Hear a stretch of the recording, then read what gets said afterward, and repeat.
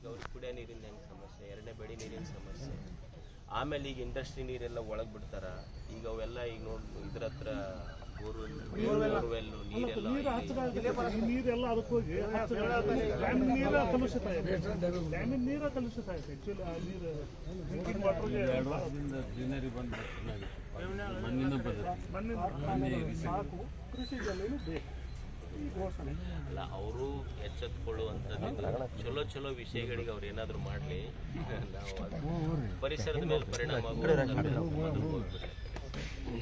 24 ತಾಲೂಕು ಕ್ರೀಡಾಂಗಣ ಎಲ್ಲಿ ಮಾಡ್ತಾರೆ, ಅಲ್ಲಿ ಬಿಸಿಲು ಇರ್ತೈತೇನಲ್ಲ ಸರ್, ಇದ್ರಾಗ ಮಾಡ್ಬೋದಾ? ಶಾಸಕರ ಅಲ್ಲಿ ಸೇರಿ